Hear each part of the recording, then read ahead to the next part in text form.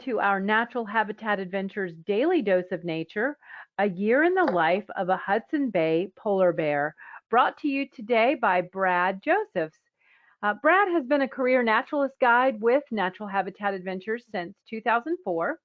He has a degree in wildlife biology from University of Alaska Fairbanks, and he designs and guides trips all over the world, including Alaska, Borneo, China, Africa, and snow leopard expeditions in India. His main mission throughout his career has been to promote wildlife conservation through responsible ecotourism. And today he's coming to us from his home in Arkansas. Hi, Brad. Welcome. Hey guys, thank you so much. All these folks that are listening, I see we have lots of people today. I think we're almost at the record of people registering. So I just love to see that kind of interest and allowing the guides like myself to be able to keep our passion up and keep teaching, even though obviously travel is now furloughed, but hopefully it'll be finished here soon. So I guided polar bear trips for Natural Habitat in Churchill for, I think it was 14 or 15 years. And now I'm spending all my falls in China. So I haven't done it in a couple of years, but I definitely missed the polar bears, and it was really great for me to get my slides and my presentations out. And so we've already done quite a few presentations on Churchill and bears and polar bears. So I'm just going to hopefully try to highlight a different kind of avenue and specialize in some of polar bear, sort of polar bear 101, just so everybody can understand what I think makes up a polar bear, but also specifically the life cycle of the Hudson Bay polar bears, which is a bit complicated but fascinating. So here we go. So this is a place where we run our trips is in the fall, and I'll explain why and what times of year and all these kind of things, what the polar bears are doing and why each different time of year. But this where all my pictures and videos have taken place is in Churchill, which is by far the best place for people to get up close and personal with polar bears, and especially for the North American travelers. It's logistically the easiest. It's actually very, very easy to get to Churchill. Pretty much we start our trips in Winnipeg, so it's a little couple-hour flight to Winnipeg, and then our trip starts and we fly up. But this is the place, the magic place, where people can get a connection and a love of polar bears, which really helps us have better appreciation for the Arctic and conservation in the Arctic. And these are some clients that have gotten their dream shots of polar bears on our trips. But to understand a polar bear, and any animal really, I like to understand how they evolved.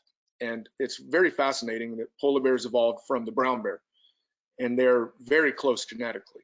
But if you look at them, there's so many differences. Now, since I've guided brown bear trips for so long, what I see is, of course, I see the obvious differences in the two bears, but I can kind of look deeper and see some of the similarities, especially in their personality and character and behavior. But it's important to know that they came from brown bears. So there was of all the bears that split off from each other to specialize into their own species, the polar bear and the brown bear was by far the most recent. And it's very complicated. It's a lot of genetic data and finding fossils, and I could do a whole lecture on the evolution of polar bears and the different theories and everything. But pretty much there's still a lot of controversy of when exactly they split off and how they split off. But the one thing that's true is that polar bear genetics and brown bear genetics are so similar. And what it could be is that it was some people have thought in the past that it was just a very recent split of evolution, and others believe that it was pretty far back, but they maintained their closeness genetically during periods, especially periods that have happened of where the climate has changed. Polar bears and brown bears can kind of get compressed together and intermingle. So as they breed together and form these hybrids, you keep getting these kind of influxes of polar bear genetics and brown bear genetics into the polar bear genome. And here's another example here. So this would have been 4 or 5 million years ago, but 6 or 7 years ago, the going theory was they only split 200,000 years ago. So they've just been doing a lot of this genetic data. So some of it's pretty complicated. But as you see here, like this one tree, it shows that 4 or 5 million years, the black bear split off from the ancestor of the polar bear and brown bear today, which then they later split off from each other. But there are these periods where you'll have these little dotted lines or places where the polar bears and brown bears have gotten together and mixed in together. So again, just reinforcing that those genes. And because the interesting thing about that really is that even though polar bears and brown bears are different species, they can hybridize. A lot of people ask about this. And in the wild, they don't do it very often because the polar bears mating season, which I'll explain later, is offshore on the ice. And so grizzlies usually don't have much access to that. But there's a few places in the Canadian Arctic where there are Arctic grizzlies, which a male grizzly will wander off into the ice and find a female polar bear that is willing to mate. And so pretty much it's always the female polar bear is going to be giving birth to these hybrids. And what the hybrids are really are just an ill-equipped polar bear that has to be raised by a polar bear mother and live like a polar bear. So the fur isn't quite the same for being so dense and waterproof. The claws aren't quite as, they're maybe longer instead of hooked. And I'll explain the claws later, but so it's just kind of an ill-equipped physically polar bear. So they don't probably do very well. It doesn't happen very much. But as the climate does warm and you do have more polar bears maybe going to shore early, or grizzlies in that vicinity, one of the theories is that this hybridization happens more often during periods of global warming. So just to show that so as I kind of imagine it, what you would have was a brown bear, what I think is a brown bear. They lived along the coast of Alaska, or it could have been Russia. There's a few different theories. But it was a period where the climate was colder and there was pack ice. So imagine being on Kodiak Island or Katmai, but there was pack ice and that ocean froze. And then you had seals on that ice. And some of these brown bears learned, specialized in how to hunt seals. And that's the most fantastic food a bear can get, is a seal, so much fat. So this is a picture of a brown bear female that I took years ago, and the cubs were pure white, and it's rare, but this is just similar to like a spirit bear, which is a white black bear. This is an extremely rare gene, but it just shows that deep in the genes of these coastal brown bears, some of these bears could be white. So just imagine if during that period where there was pack ice and seals available, some of these bears were white. Well, they could definitely do better stalking seals. So just as you kind of imagine, this is one of those same cubs, but 3 years later, I think. Just imagine these grizzlies that have become specialized in hunting seals, helped by lighter fur color. They got the different strategies and techniques, and they learned it. And so as the climate warmed, the ice-loving grizzlies got separated from the land-based brown bears. And then they split off, and polar bears went their own way and became basically marine mammals.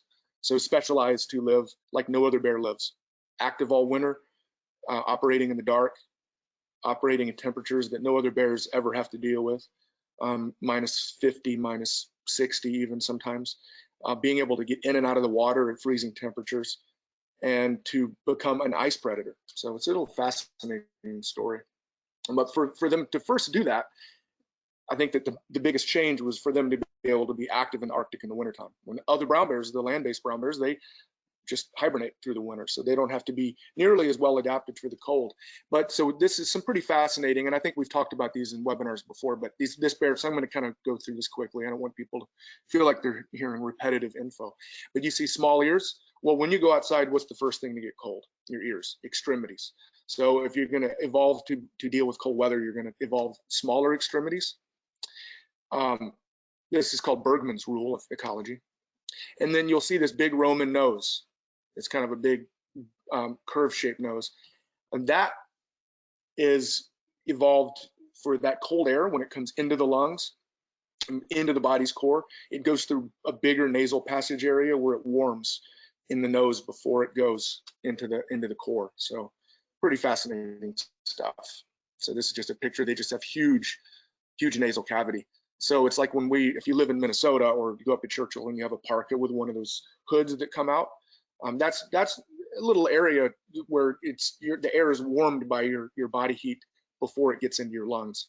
Because if you go outside at -40 and you take a deep breath right away, your body can't deal with it and you start coughing. So anyway, getting that cold air in. And they also have incredible fur that's double layered. There's these oily guard hairs which repel ice and water. There's also a really thick woolly undercoat which traps a layer of air, which is the best insulator. So they've got a very, very amazing coat to deal with the temperatures. Now, for the coat to work properly, they have to keep it clean. And in the wintertime, especially in the fall when you get the first snow, one of the first things bears do is they will give themselves lots of snow baths to wash away, to pull away all the oil and dirt and grime that they've accumulated during the summertime. So these are the polar bears giving themselves snow baths. Pretty neat. When the temperatures and the weather can get so severe that polar bears don't want to deal with it, especially when you start getting winds of 50, 60, 70 miles an hour, and you get blowing snow, which is irritating. And what they want to do is just hide during the blizzards. And so what they do is they'll just find a place. They understand what snowdrifts are.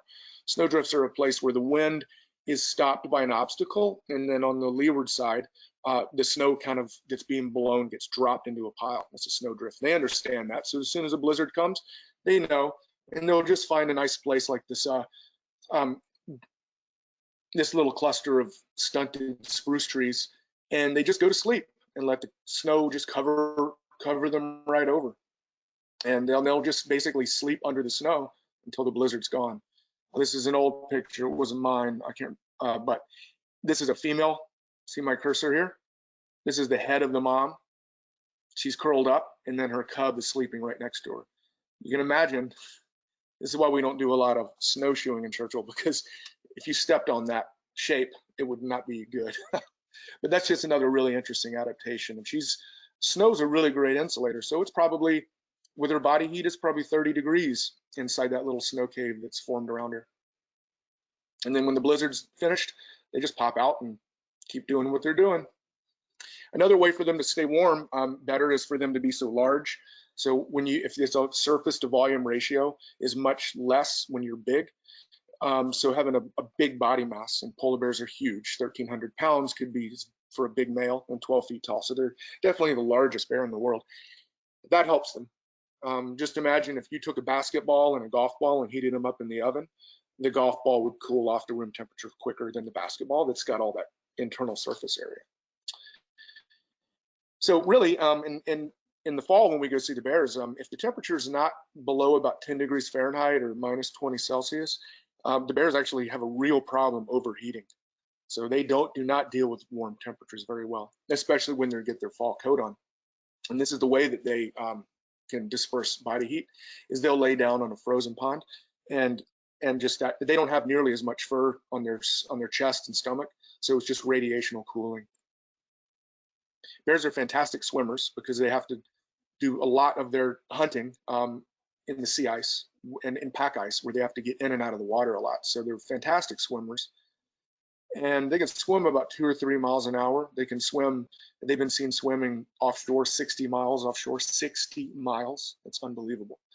So they're very well adapted for swimming, and they're fat, kind of buoyant. They float, and then they just use their front paws as power, and then their back paws as rudders. They can also dive, and they're not exactly sure the maximum depth, but some people believe maybe they can dive down to 20 feet, and they have been recorded in the wild being underwater as long as 3 minutes. They can close their nose and also their ear canals to keep water from getting in there, and then they have a nictitating membrane over their eye to kind of protect them and help them see underwater. They're also built for serious travel. Some of the numbers that they're traveling is fantastic. And it's just across this, just these vast terrains. I mean, I'm just looking at these numbers I have in my notes. They easily can travel 20 miles a day for a week straight, sometimes even more. They had another one that was marked at 50 miles in 24 hours, 50-mile walk in 24 hours. And like 700 miles in a year is kind of one of the theories that they travel this based on collaring a bear and then just tracking to see how far it goes. And their home ranges can be up to 130,000 square miles. That would be the max. So just they're masters of traveling, and they've got a really amazing internal kind of compass. So they had one female bear that was denned up in the ice having her cubs, and because ice drifts all the time, it drifted something like 500 or 600 miles off to where she had started, which is where she kind of was her home range. And as soon as she came out with her cubs, she just walked right back to directly the area where she started. So, and that's just over a vast featureless plain. So there's a lot of mysterious things that polar bears have evolved that we don't fully understand, but they're masters of this Arctic environment. Huge feet act as snowshoes, also furry. So it's they keep their feet warm. And then when they're walking across the snow, that fur actually lets them walk silently so that they can sneak up on their seals. And then they also have little bumps called papillae on their soles, on their pads, which is just like the sole of boots. So you have small areas. We have less surface area, so you can grip the ice better, just like the soles of shoes or boots.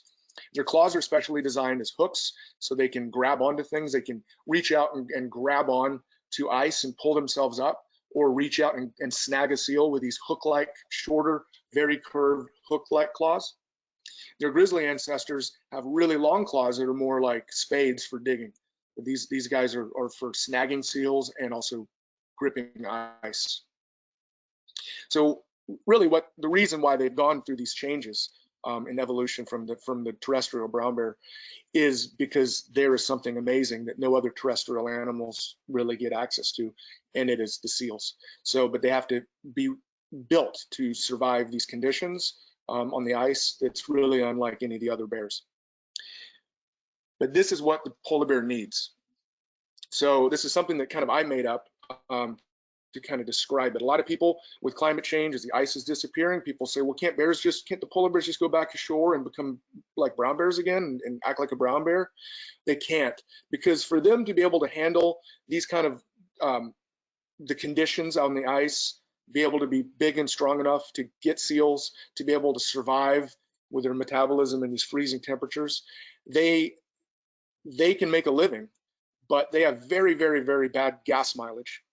So it'd be like a pickup truck that you see driving down the street that can go where no other pickup truck or car on the road can go. And a big V10 engine with dual exhaust and huge tires and a lift, and you're driving down the road, and that thing can go where other trucks can't go. But it gets really bad gas mileage, like 3 miles a gallon. Polar bears get very bad gas mileage. So unless they can get an average through the whole year of one seal, about maybe 100-pound seal per week on average, that would be average, they can't make a living. And so they cannot live like a brown bear can live, foraging for berries and things like that. So they get bad gas mileage, but that's okay as long as they can get out, and their meals are not a bunch of berries. Instead, their meals are maybe hundreds of pounds of seal blubber. Their skulls are specially modified for their life as well. This is the most herbivorous bear. This is the panda, and you'll see it doesn't kill anything. It just eats bamboo, so it doesn't have very big canines. The molars are huge, just like a cow, for grinding up this bamboo. And but while the polar bear has got the huge canines for killing seals with one bite to the back of the neck, and also really a much more narrow kind of head skull, so they can fit their heads into like tight corners in order to pull seals out of their breathing holes. And notice the molars of the panda I said were like a cow, but these guys are very similar. These molars are similar to the molars of, say, a cat or a dog. And this kind of dentition is called carnassial. So these molars being carnassials is just the word for it. And instead of molars for grinding, they're more like meat shears. They're for cutting through tendons and thick blubber and thick seal skins and things like that. And they also have a tapered neck. Now the males are much more, because they have the males have very bulky shoulders, but it tapers down, and you see that narrow skull. And that would be for reaching down quickly into a small space relative to their size to get seals, pull them out. And that's what they need. This is their heaven, is out on the pack ice getting seals. And it's very, very difficult. But if they can't get on the ice, they will die. There's not really any other options. Polar bear cannot go swim around and catch seals in the water. they have to have the ice as a hunting platform. I think we've heard this in a lot of the other webinars. But the climate change is a serious problem. I know it's very controversial, and there's probably people out there that have other opinions on climate change and stuff, but this is happening too fast for polar bears to evolve. And if you look at it through 1980, yes, there are some times where, like maybe mid 2000s, late 2000, like 2008, 9, there's been some times where there's been some colder spots, but really what this looks to me like is a bear market, where there might be some rallies where you have a few cold years, but look at the trend. So we could be losing, we're losing about 13% of our summer sea ice for every decade. If that keeps happening, polar bears will be extinct. That's just a fact. So this is kind of interesting. So this is 2018. This is just to show the variability of each year. So there'll be a year or two, like 2019 was a good year. 2018 especially, where you had the sea ice was basically I guess it was like in December, had basically frozen almost the entire bay. So that 2018 fall season was really great for the bears to get out on the ice quickly and start hunting seals. Then the next year, you get it like that. So every year is very different. And a lot of people wonder, when is the best time to go see the polar bears in Churchill? Well, the thing to remember is as soon as that sea ice forms, the bears will be out on the edge of it. So in a cold year, like 2018, where it freezes up really quickly, those bears might be gone. But if it's not, and it's 2019, then that last trip of the year will actually be the best. So it's just it's a variable, and I think that it's becoming more variable with climate change because of this beast called the Pacific Ocean, which is warming up. Now, sometimes the reason why some of these years the polar bears actually in Hudson Bay are doing pretty good in some recent years, because what's happening is you get this Pacific Ocean is warming up and it's becoming powerful. Now, that's why Alaska basically over the last 10, 15 years has like lost its winters. I lived in Alaska for 20 years, and one of the reasons I moved away was because I just did not like the winters. I mean, they just weren't winter anymore. It was just rainy all the time. But at the same time, those same winters that were just so miserable in Alaska being so warm were equally more miserable in Hudson Bay, like when I was guiding my Northern Lights trips in the midwinter. Unbelievable cold winters. And that's because the jet stream is coming up with this warmer water, and it's kind of compressing this polar vortex and sort of forcing it to stay centered right around Hudson Bay and the Canadian Arctic Islands. So when this happens, Hudson Bay looks like climate change is a hoax. But if you go to Alaska, it's a full-on disaster already. And if you go over to the European Arctic, it's also a disaster. So Hudson Bay sometimes recently has really come out well. But if you look at the long-term trend, it is not something for you to dismiss. There's even a polar bear, there's even a website that's basically, that they start saying, oh, look how great the Hudson Bay ice here was, and climate change is a hoax. You got to ignore that stuff, because you know, there's just, I'm not sure why that they devote their time to saying that. But anyway, this is trying to just scoot over. But yeah, so there's lots of different subpopulations of polar bears, and the population as what we're going to talk about is the Western Hudson Bay population, which is around 1,000 to 1,200, and right now it's considered stable. But most of the other populations are either not studied enough for us to know if they're stable or not, but a lot of them are also declining a lot, especially over in Alaska here, where the summer sea ice is gone off the continental shelf. So the bears cannot hunt seals in the summertime anymore, because the seals aren't hanging out on the ice, because it's over water that's so deep there's no fish there. So this is a very serious situation. There's also some serious situations over here, but there's not enough data. That's what this white is in these subpopulations, is the data is deficient. This is just kind of a review. And another way that World Wildlife Fund can figure out how healthy the polar bear populations are is they can fly over and look at this, kind of judge it by a standard fatness index. Polar bears can get through a few lean years. And so if you just look at the number itself and say, oh, there hasn't been much of a drop. Well, there may be a serious situation going on, because you're going to have 50% skinny bears that have been able to make a living and survive off their fat, but not for very much longer, versus having lots of big fat bears.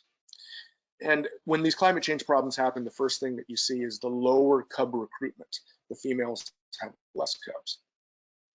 So here's Hudson Bay. So we're going to start out here, and pretty much what I'm going to try to explain, it's kind of hard to explain, but this western Hudson Bay polar bears, they have this sort of circular clockwise migratory pattern through the year, and that's what I'm going to explain.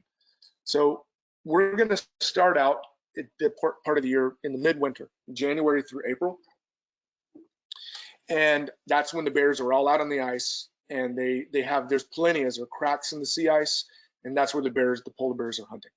So January through April, they're hunting. This is where they're going to be gaining most of their weight. And two major things happen.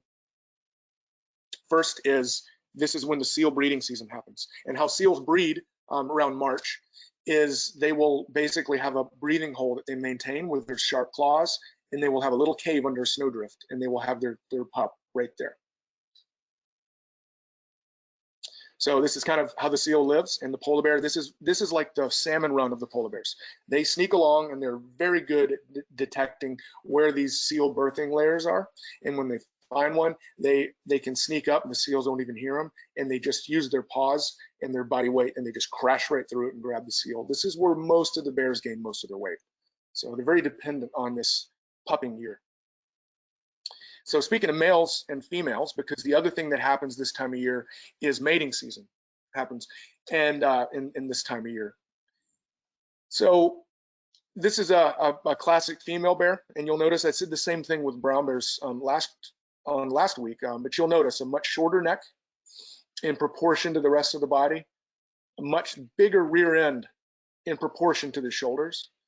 It's pretty short and squat. So it's kind of really easy to tell a female polar bear when you compare it to the male. Longer neck, a smaller head in relation to the rest of the body, because the body is so massive. Huge shoulders, especially in relation to the rear end, and just a longer body, which you can tell how long the body is because how much smaller the head looks in proportion, similar to the brown bear. And then the other way to tell is, if you can't, because maybe the bear's too young, is the male is going to have this called penile hair that goes down here, and the penis is kind of retracted up in there. It doesn't just hang out in the cold, but it's covered in fur, and you can see this sort of pubic hair of the male, and then this little tiny subtle thing right here would be how I could look with my binoculars and tell that's a female bear, regardless of the age. Mating season is similar to the brown bears. Now, this is a picture from the BBC from the European Arctic. Now, people do not go out and visit and view polar bears during mating season in Hudson Bay. It's just too far out, too remote, too dangerous, inaccessible to humans. It happens way out on the ice, a couple of 100 miles out. But this is it. You know, the big males are just searching for the females and sniffing them out. And there's also a lot of competition because the females are keeping their cubs for several years, 2.5 years. So there's not that many single females available. So the bears, just like I talked about last week with the brown bears, it'd be a good one to watch if you want more information. They have to fight, and you'll see that's why he's so beat up, is in mating season fights. And a lot of the big males you can see have these scars. And this one was bit probably very badly, but survived. This is kind of a famous bear that's hanging around Churchill with these mating season scars. And this is a good example also to see those giant paws that act like snowshoes. Other scars. Now, some of these scars are just as that you'll see these small ones. A lot of those are from the flippers of seals. Seals have very strong flippers and claws, and so when you're getting killed by a polar bear, a lot of times they'll scratch the nose of the bear. Just like I showed this slide yesterday, so I won't go into it too far, but snaggletooth condition is something that happens. This is a polar bear living with that. So you see the canine tooth is very strong, and then if they lock jaws with another bear, it can snap the surrounding bone around it, and then it'll basically fuse back, and you'll have a bear with a snaggletooth condition. But sometimes this is a bear that actually died in a mating season fight off the north coast of Alaska because there was a crack. Whereas they're locking jaws and trying to throw each other around, there's a crack in the upper palate. This bear could not survive that. So right now, actually, this is the latest from late April. This is where the small sample of bears in Hudson Bay that are collared are hanging out right now. So you can just see that they're out there. And as far as late April, because there's still full ice across the bay. And the blue ones are Western Hudson Bay bears. So they're ones that'll be doing this counter migration like this that I'll explain in a minute. The red ones are Ontario bears. So as the ice goes south in the spring, they will probably come ashore here or over on these islands and spend their summers in this area. But they all go out to the pack ice. That's where the cracks in the sea ice are due to currents in the bay called plinias. So that would be the winter time. But then as the ice in May begins to break up, so anywhere, and it really is variable, that breakup time, anywhere between starts happening and melting in May, all the way up until, even sometimes even mid-August, there's still some ice in the bay. But there's a counterclockwise flow in Hudson Bay. And so the water's doing like what my cursor's doing. And as the ice begins to break up, it gets pushed to the south and starts hanging up on the shoreline. The bears will hang out on that ice as long as they can. And at that point, they're going to be doing seal hunting that's more swimming along the ice flows. And Lee, I think I'll show that first video. This is a bear in a typical hunting seals. This is from the BBC, hunting seals in the pack ice. Can you show that, Lee? Yep, absolutely. So I'm bringing that up now, everybody, and I'm just watching to make sure your video players are coming up. So I'll play that, and it runs for 2 minutes and 45 seconds. All she can do is keep trying.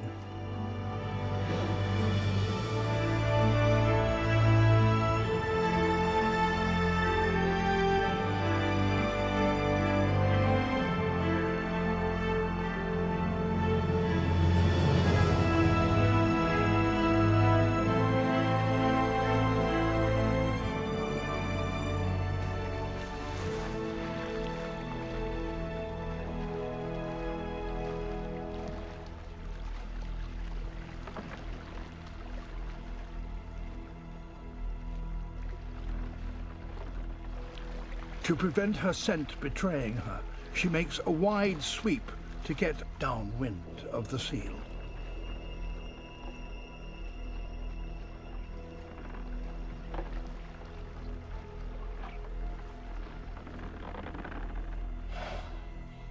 Getting close.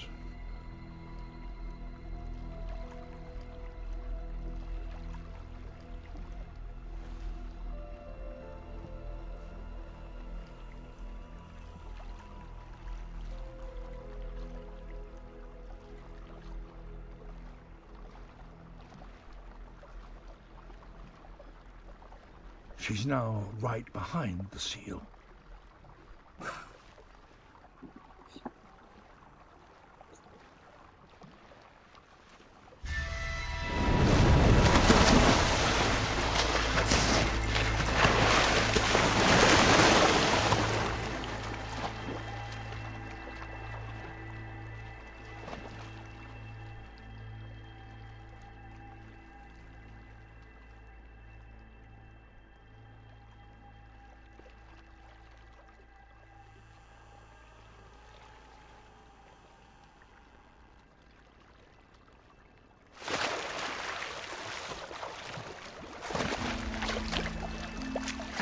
Incredibly, she caught the seal underwater.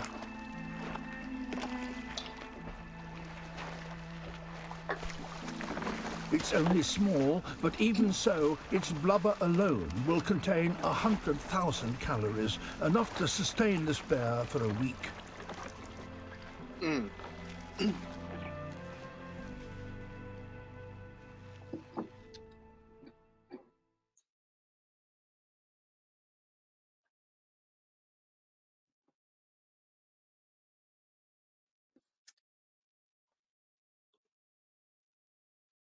Okay, you got me now? I do. Excellent. Pretty phenomenal video. I think David Attenborough did a fine job narrating it. So, but that's how they live. They're in the water. They're out of the water. They've got to grip the ice. They have to basically use incredible stalking skills because those seals are very smart and they don't like getting killed and they know about polar bears. So they're always watching. But just to really appreciate the amazing adaptations to become from an a terrestrial ancestor into an aquatic marine predator like that. That's why just polar bears are so phenomenal. But they need, like I said, they need the ice. We just got to do anything we can to keep the Arctic cold. But this is an ice map right now. This is Hudson Bay here. This is the Ungava Peninsula, and you got Labrador here, and then you got the open Atlantic. But right now, the ice, this is from May 4th of this year, 2020. You've got ice right now, according to the Canadian Ice Service. That's over about 1.5 meters thick. So it's like, 5 foot thick ice. So it's actually a really good year. It was a cold winter there, and really froze things. So for this to be, early May, and the ice still be that thick is a great thing for the bears. And again, here is just sort of, this is the World Wildlife Fund has collared some of these females, and this is from several years ago. But it just shows basically the period. It'll start, all the bears start out here right around Churchill. And then as the ice begins to form, they head out into the main part of the pack ice where they go, where the plinias are, where the seal birthing layers are. They have the mating season out there. But this is the period of January, December, January, all the way up until June, July. And this was mid-July was the last readings that were taken. And you can see that these bears in mid-July of that year were down on this leftover ice, and some of them were actually beginning to come ashore. Now, what I want to explain is, okay, let's see. Okay, so this is July to November. This is after all that ice is pretty much gone away. With the bears that don't have any ice, they don't just swim around in the ocean, so they bail from the last pieces of pack ice. They come ashore onto the beach, and they pretty much just hang out in the summertime. And pretty much what they do is just they've had their salmon run, like as far as like a brown bird would be. Hopefully they've gotten fat off seal pups and hunting the adults. And the best time of year for the polar bear, the most important, and is that starting from March up until when the ice runs out. And the longer that period is, the better the bears will do, because that's when the young seals are out there, and they're easier to kill because they're just a little bit less wise and less alert. So, but when the ice runs out, that's it. So early breakups actually are tremendously bad for the bear population. And the last few years have been good, but like in the late 90s and some of the years in 2000s, they were scary. They were bad. They got cut way short on their time in the ice. So right now the breakup is about 30 days on average earlier than it was in the 1980s. Okay, but here you are, you're a bear, you've hopefully done well, and now you're just gonna hang out on the beach from Churchill all the way down the coast. They're just pretty much spread out. They're not concentrated. They're just trying to find a place to stay near the water where it's cooler, there's a cool breeze, and sure, they'll eat anything they can. They'll wander around, they'll try to get bird eggs, anything especially like beached whales, stuff like that is a great food source for them. They will get some seals if they have a way for them to maybe sneak up on one that's sleeping on a rock or got caught in a tidal flats. If they weren't paying attention, the seal got stranded. Yeah, they'll eat a few things, but the temperatures are so hot, they're very limited. In the summertime, they did a metabolic study years ago, and basically the finding was, let's say a snow goose, that's a big bird. There's a lot of meat on a goose. If in the summer a bear decides to chase a goose, because in the midsummer the goose have a molting period, and there's about 3 days where they can't fly. Well, polar bears can try to catch them. If a bear full runs after a goose, if it doesn't catch the goose in 11 seconds, then it's used up more calories than the goose provides. That's how bad the polar bear gas mileage is in the summer. So that's why we don't do our polar bear trips in the summer, because they're not nearly as concentrated and they're also a lot less active. These pictures are from Eddie Savage. He's a buddy of mine that guides in Churchill in the winter for Aurora, fall for Churchill, and also in the summertime. So I asked him, and I don't guide in Churchill in the summer, and so he sent me some pictures of what bears hanging out in the summer. They'd almost always see bears on the summer trips, just not quite the same as in our fall trips. These are some summertime bears hanging on the beach, staying near the water. They'll eat some berries, they'll eat bird eggs, whatever they can find, but that's not enough to really make ends meet, especially in the summer temperatures.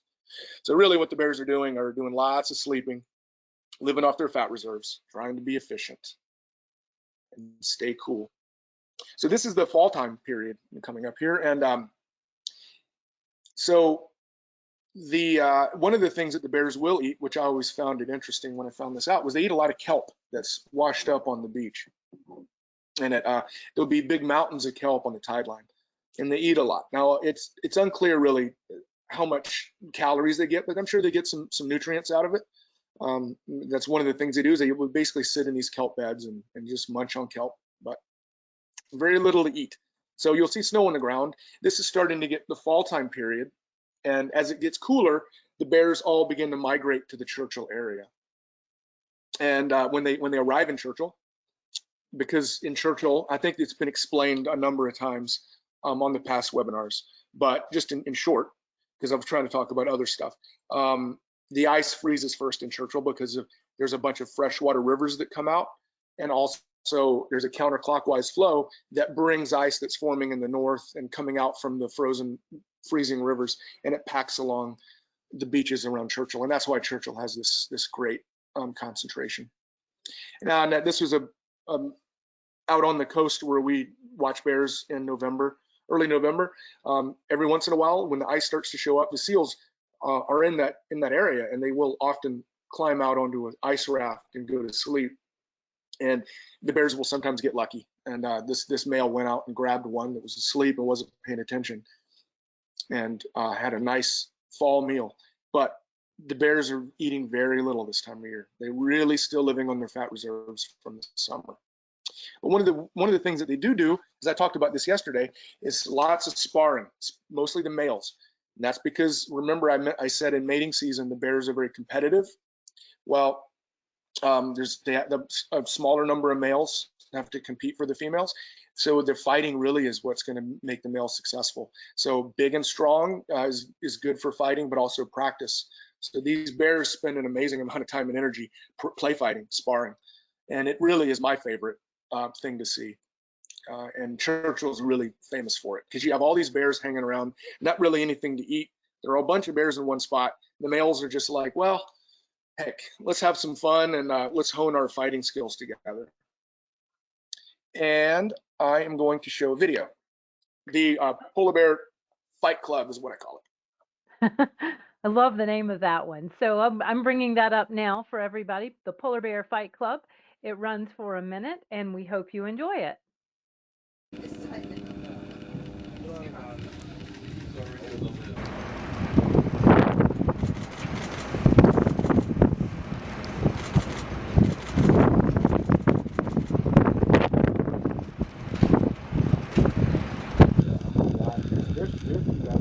These guys are really going at it, guys. Get on the left. Oh God, look, there's snow behind.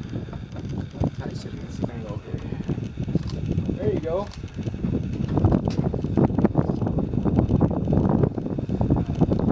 No, on my neck. Oh.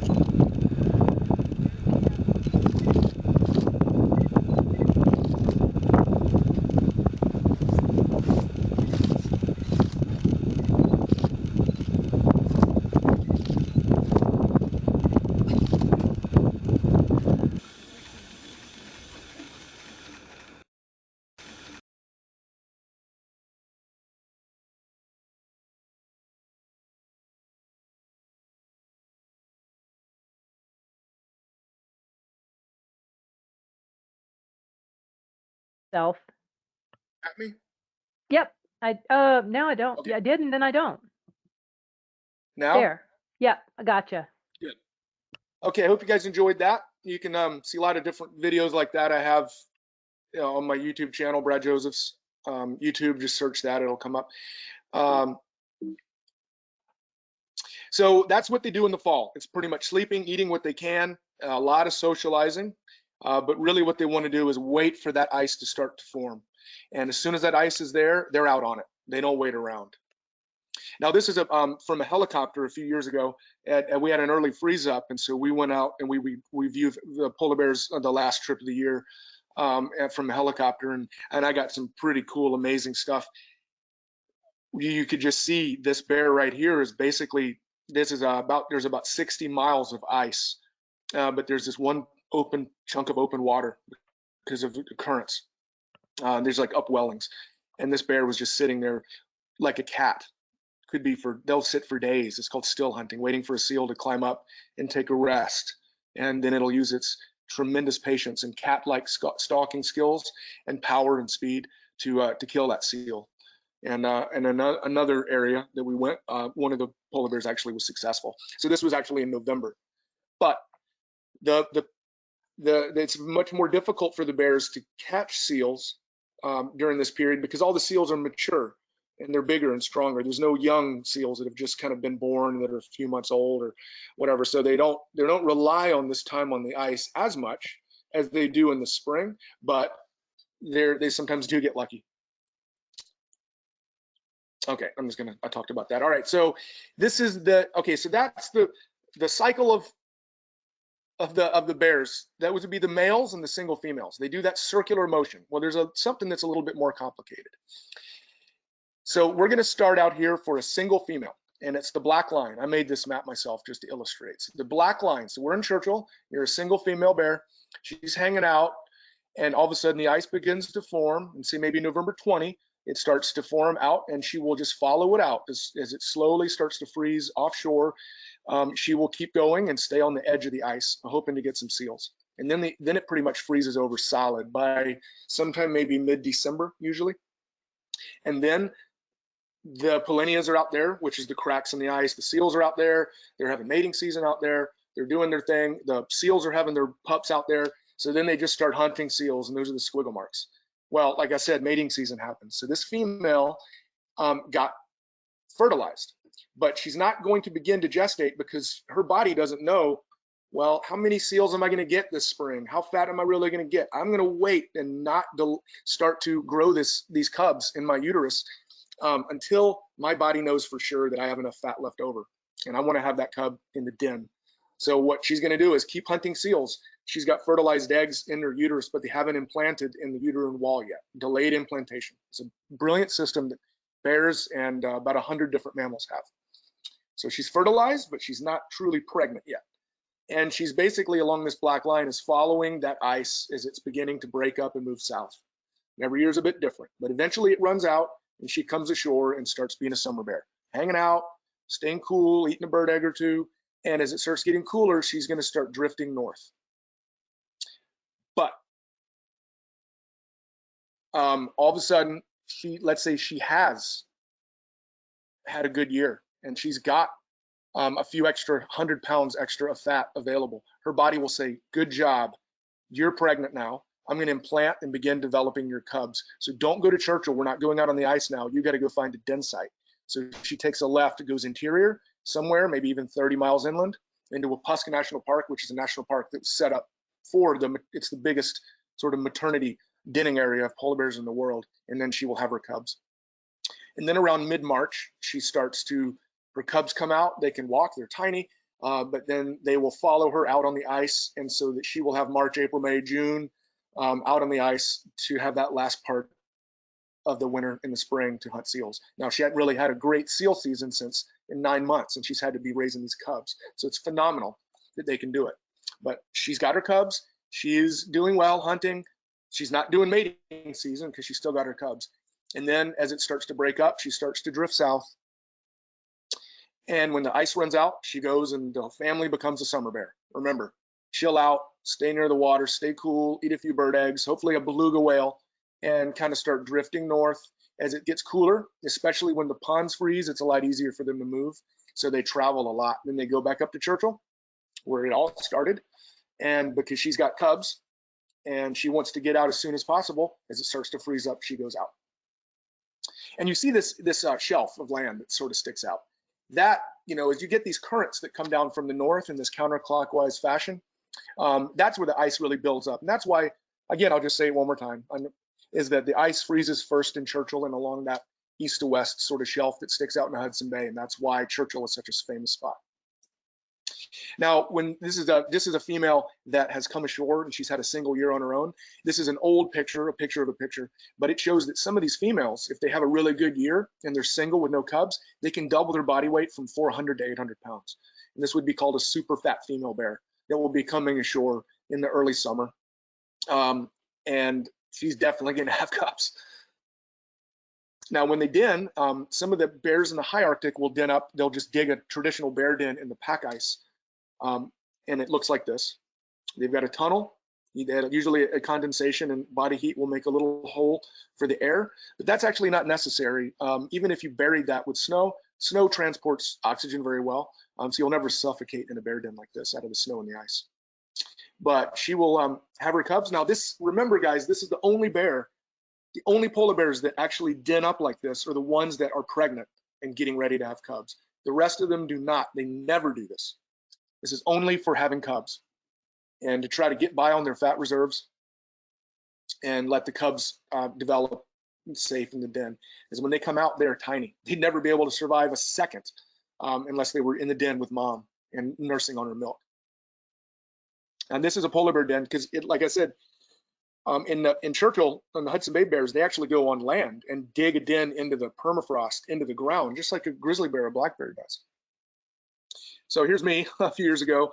On our helicopter flights, we would land on an abandoned bear den, a bear den that had been used in the past, but they usually pick a different spot. So once we figure out that there's no bear in it, not using it, because actually the bears haven't even showed up into their dens yet.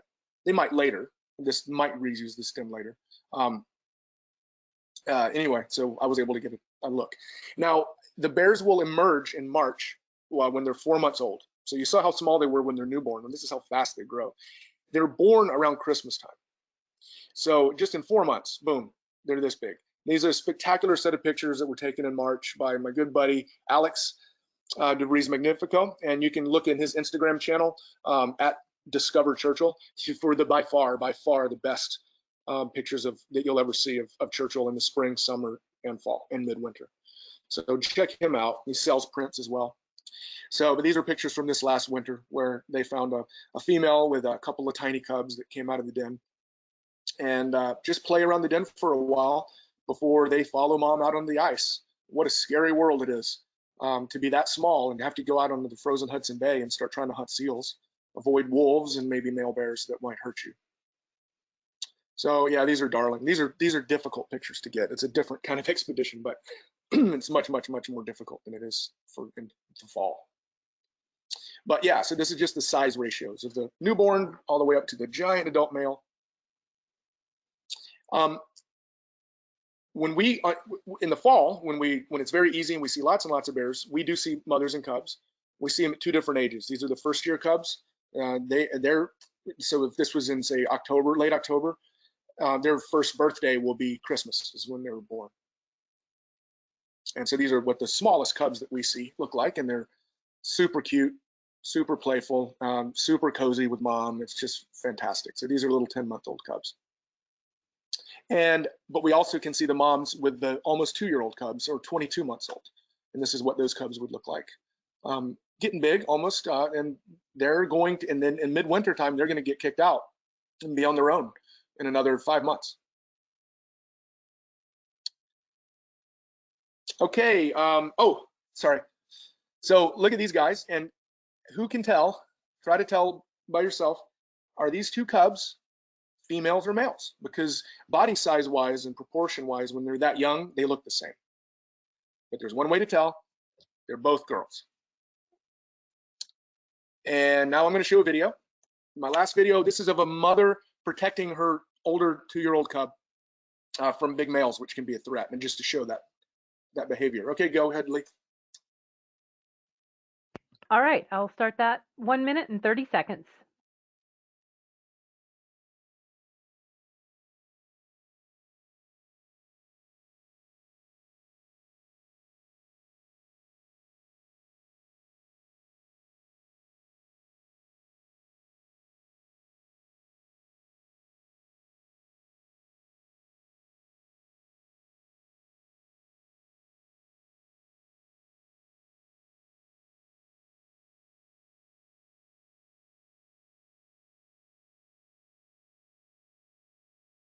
Okay.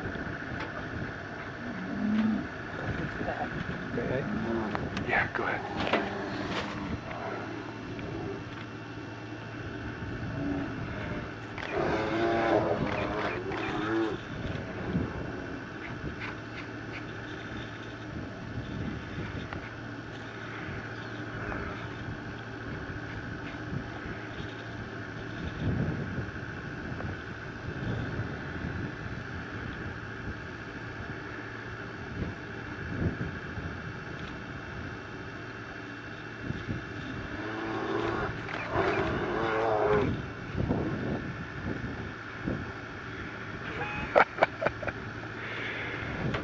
Fabulous. I got it.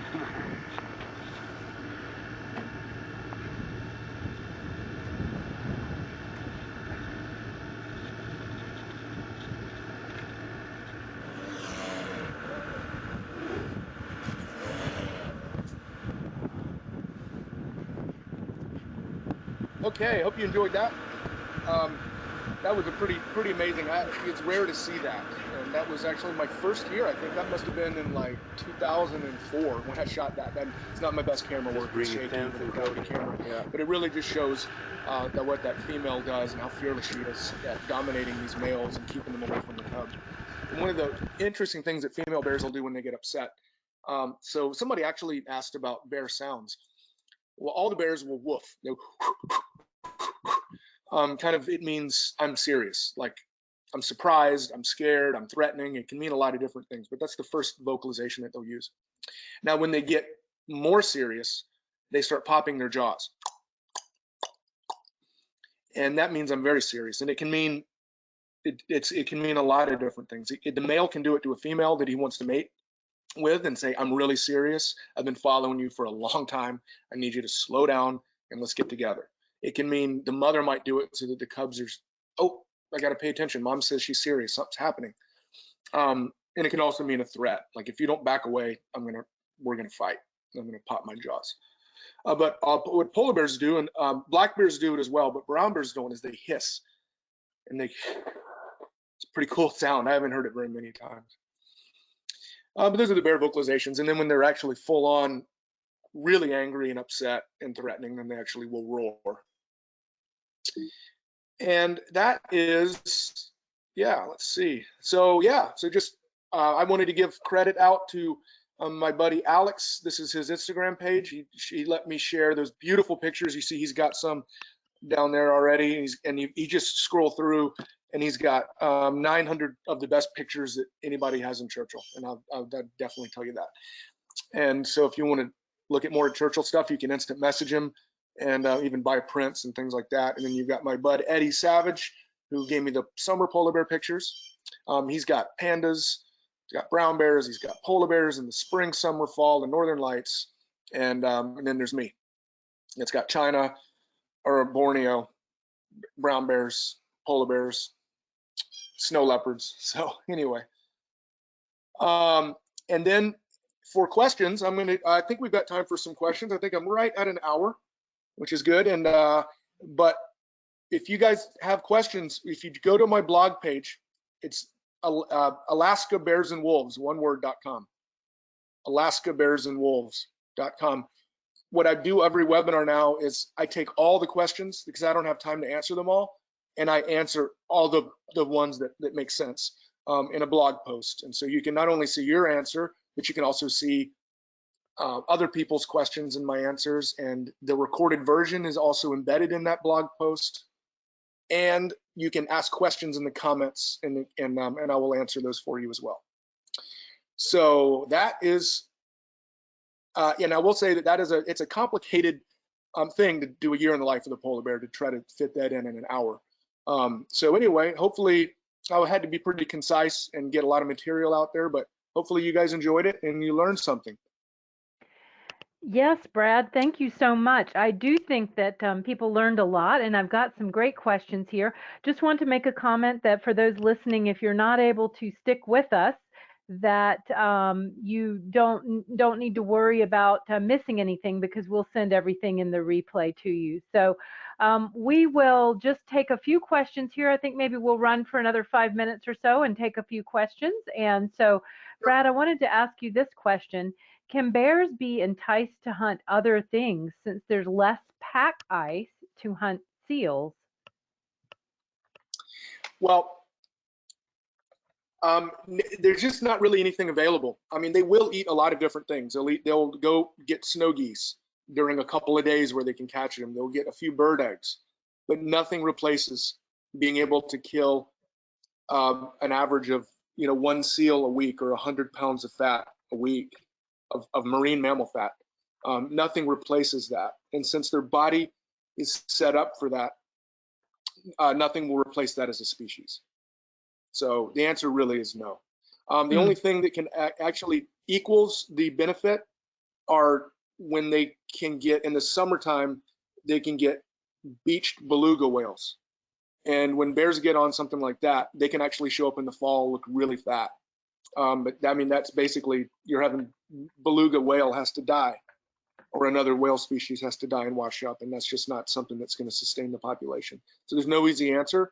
We have to address climate change in a huge way really fast, or in 50 years or something like that, there'll be basically no polar bears left. Okay. That's the hard, cold facts. And that's pretty intense. Thank you for sharing that information. We have a couple questions about polar bear cubs. I'm going to combine into one question. When do they get weaned, and does the mother toss them out? Yeah. How does she detach from them? Yeah, great question. I do talk a bit more about bear reproduction in my previous webinar from last Wednesday, so I didn't go into too much detail. But yeah, that's a great question. For Hudson Bay polar bears, it's 2.5 years old, so it's sometime during mating season of their 3rd year. That female, basically her hormones change and she gets really antsy and cranky, and she knows instinctually to drive those cubs away, and she has to scare them away. And they keep coming back, and she has to sometimes beat them up to say, I mean it, you have to go away. I'm in estrus now. I'm going to start attracting these big, dangerous males. You're on your own. You guys will be fine. And that's 2.5 years old.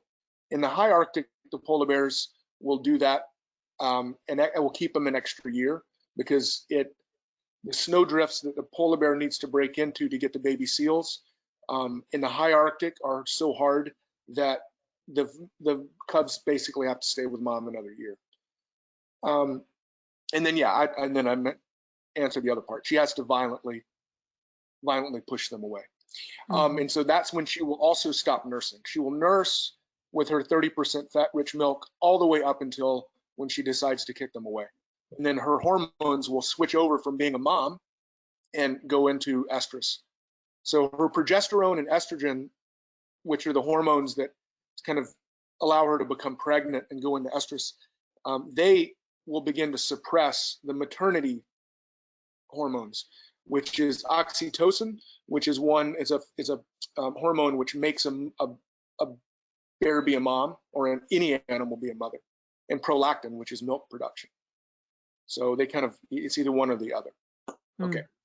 Okay. Very cool. Okay, I'm going to stop there. I will send the rest to you, and I know you'll follow up with those in your blog. So let me turn it to you for closing comments. Okay, once again, my blog is www.alaskabearsandwolves.com, one word. And yeah, thanks for the interest, guys, again. And yeah, we just need to,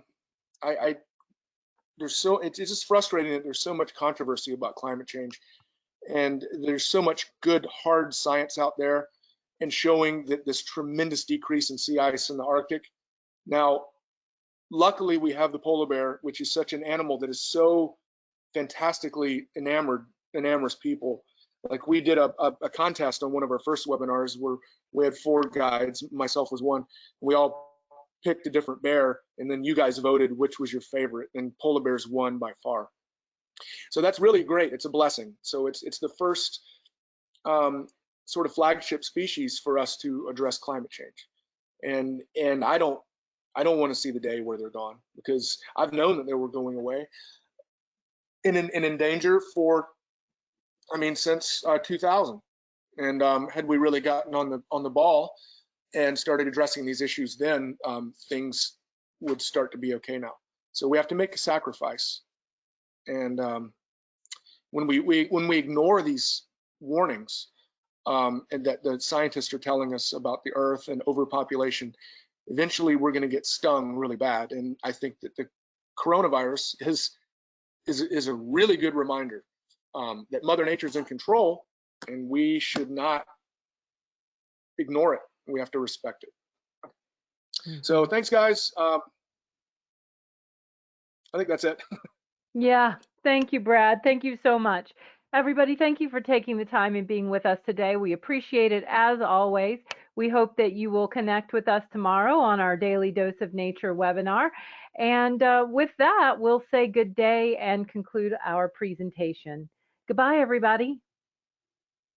Bye.